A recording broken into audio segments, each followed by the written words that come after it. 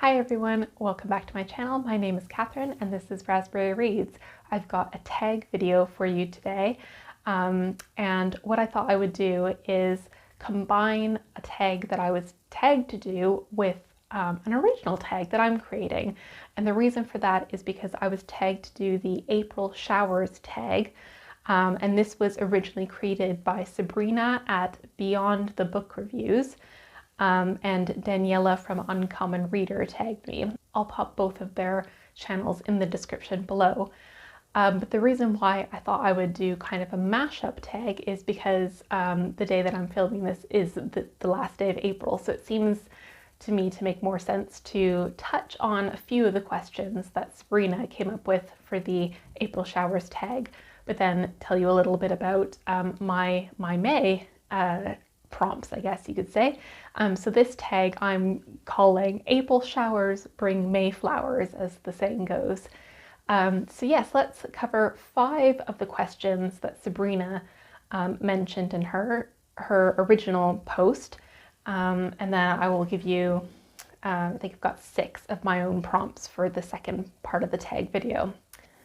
The first question that I wanted to answer, and I'm referring to my notes, is what is a good book recommendation for rainy days? Without a doubt, one of my favorite books to read is Hyperbole and a Half by Ali Broche. This is a comic for adults, and I've read it at least 3 times. You can easily get through it in a couple of hours. It's got some really great illustrations. This is a humor-based comic about Ali Broche's personal life and her difficulties with mental health. So although that's a very challenging topic, she tackles it in such a hilarious way that if you need a pick-me-up on a dreary, drizzly day, then this is an absolute perfect pick for you. The second question is, which 2 characters would you like to spend a rainy day with? So the first character that came to me off the top of my head was the ant from The Shipping News by Annie Proulx. And the ant's name was Agnes. And if you're not familiar with the story, the protagonist's name is Coil. He has sort of tragic circumstances in his personal life, and he and his 2 daughters end up relocating from the United States to a remote area of Newfoundland. And the house that they end up moving into is Coil's aunt, the Agnes.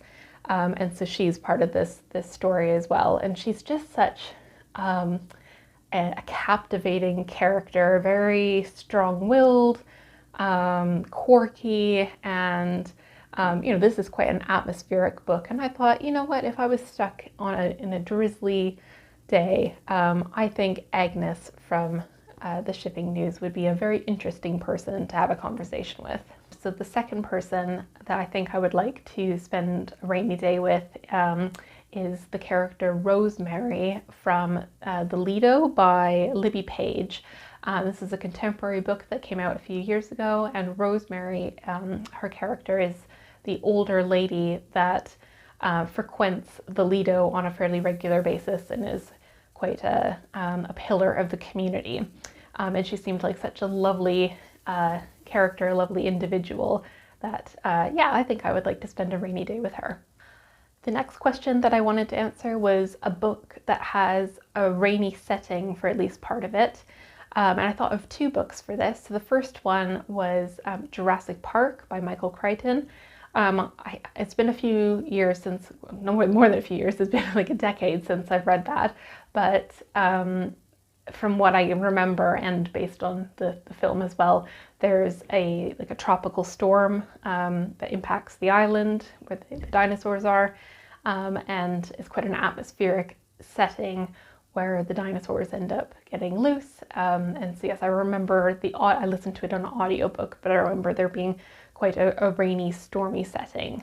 So Jurassic Park is my first suggestion. And the second suggestion is Winnie the Pooh by A.A. Milne. I love Winnie the Pooh. It's a favorite of mine and my family's, And if you are familiar with the story, you know that there's that charming storyline, I suppose you could say, of when there's the big rainstorm. And so here's a few pictures, a few illustrations from my copy. But yes, I would recommend Winnie the Pooh for the rainy setting. It's one of my favorite subplots of the story. The next prompt that I wanted to answer was a book with water on the cover. And I don't have this book, but it's a book that's been on my TBR for a little while, and it's called The Flow, Rivers, Water, and Wildness by Amy Jane Beer. And from what I can gather, this is sort of like a memoir or contemplative book, I believe set in Scotland, and it's about a woman's return to a set of waterfalls to kind of contemplate her personal journey, but there's also a lot of sort of nature dialogue built into it, and it just sounded like a really interesting nature writing book. So, and I'll obviously put the picture up on the screen, and it has water on the cover. So yes, I'd like to get to The Flow, and I thought that that would be an appropriate book to share with you for this prompt. And the last prompt that I wanted to cover from the April Showers portion of the tag is a novel that had a dry beginning but had an amazing ending. And I have two books that I wanted to share with you. So the first one, and I've mentioned this book on my channel before, is The Liar's Dictionary by Ellie Williams. And I believe I mentioned that I found the the prologue rather, in this to be incredibly dull and really not necessary. So there was a really dry beginning. And I really enjoyed the ending of this book. I mean, I'm not going to say much because I don't want to give it away, but yeah, all the characters kind of come together in a really interesting way. So it was definitely a slow burn, dry beginning, amazing ending. And the last book that has a dry beginning and an amazing ending, and I don't have a copy, and this is The Woman in the Window by A.J. Finn. And this was quite a popular thriller book that came out several years ago now. And from what I can remember, it was a bit of a slow start. It's about, what was her name? Anna was the main character's name. And Anna was she was a recluse, and the beginning seemed to just sort of set the scene of her being in her house and not really much happened. And needless to say, as you know, it was a great thriller. It definitely picked up momentum, and the ending was fantastic. So yeah, those are the books I wanted to recommend as part of the April Showers tag. Thank you again to Daniela from Uncommon Reader for tagging me, and thank you to Sabrina at Beyond the Book Reviews. I hope you don't mind me only answering part of your tag. So moving on, the Mayflowers part of the tag is 6 questions. So the first question is pick a book that has flowers in it. For the prompt, pick a book that has flowers in it, I immediately thought of Alice in Wonderland by Lewis Carroll. I had this really cute like mini box set, and I don't know if there are pictures in this. It's been a long time since I've looked at it, but let's see if I can find. I think the book that I have is an abridged version, but unless I'm mistaken, I'm pretty sure the part about Alice being shrunk and being in the flower bed and talking to the flowers. I mean, that's in the film, so I can only assume that it's in the full book as well. But if that's not the case, if that's just the Disney version, I apologize. But at least I know that they have the, see if I can show this, the Queen's croquet match where the cards are painting the roses red.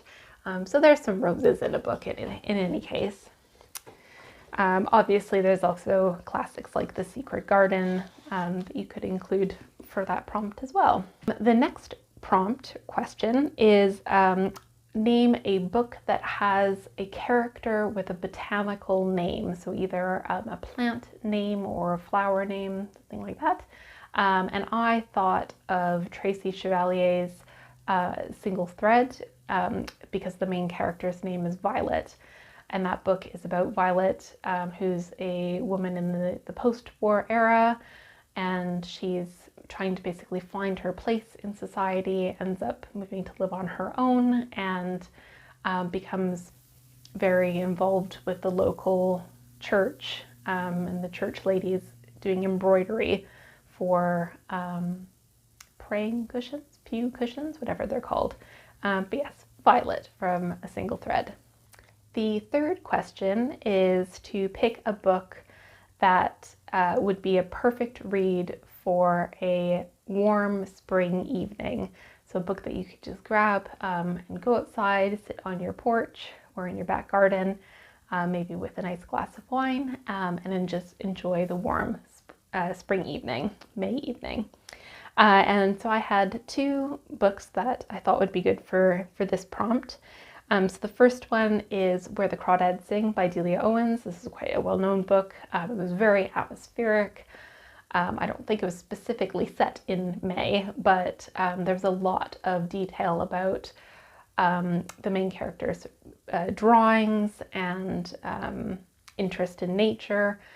And it just sort of has like a warm spring evening vibes. So Where the Crawdads Sing was my first suggestion. And the second suggestion is The Salt Path by Rainer Wynn. This is a memoir book that came out a few years ago about a couple in the UK who decide to walk the South Coast path. And as the name implies, it's very much nature-based writing. Again, very atmospheric, and yeah, I think it would be a good book to enjoy on your patio with a glass of wine on a warm spring evening. The next prompt is to pick a book that has flowers on the cover. So there's lots of books you could pick for this, but I just grabbed one that was on my shelf, and it's Lucy's book that I gave to her. And it's Britain's Wildflowers, A Treasury of Traditions, Superstitions, Remedies and Literature by Rosamond Richardson. And this is from a National Trust publication.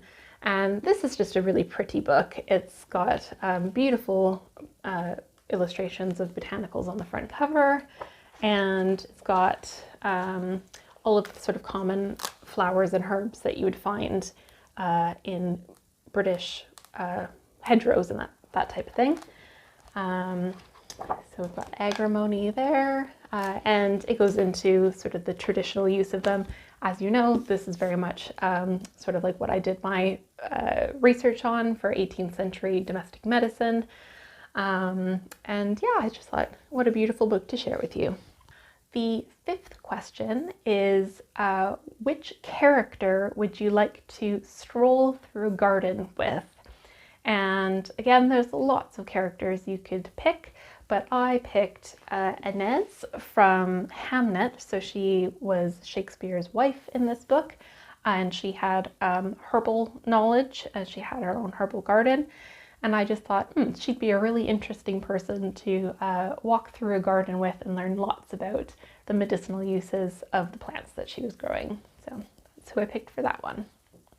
And the last prompt is to share a book that has either bees or insects in general in it.